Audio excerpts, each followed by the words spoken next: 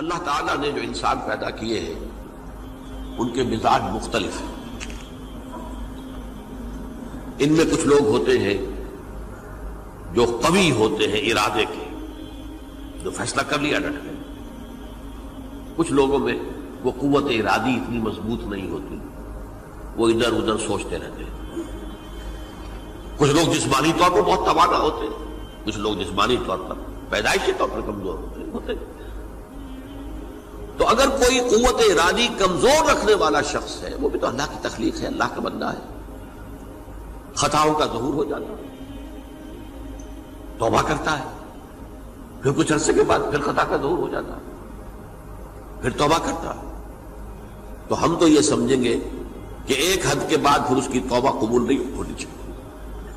لیکن حدیث سنیے. وعن ابی ہریرہ رضی اللہ تعالی عنہ قال قال رسول اللہ صلی اللہ علیہ وسلم ان عبدا اذنب ذنبا، یقیناً ایک بندہ جو ہے وہ ایک گناہ کرتا ہے.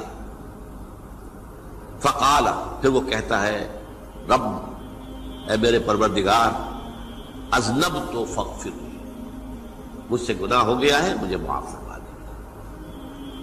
فقال ربہ، تو پروردگار یہ کہتا ہے اعلم عبدی ان لہ ربا یغفر الذنب ویأخذ بہ، میرا یہ بندہ یہ جانتا ہے کہ اس کا ایک رب ہے جو گناہ معاف بھی کر سکتا ہے اور سزا دے بھی سکتا ہے. کیا مانی ہوئے؟ گناہ اس نے کیا ہے لیکن جانتا ہے اللہ کو کہ وہ معاف بھی فرما سکتا ہے، تبھی تو وہ اللہ سے معافی کی درخواست کر رہا ہے.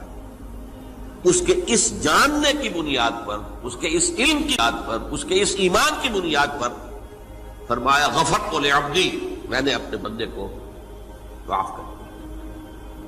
ثم مکث ما شاء اللہ، پھر وقت گزرا جتنا کہ اللہ نے چاہا. ثم اذنب ذنبا، پھر اس سے گناہ ہو گیا.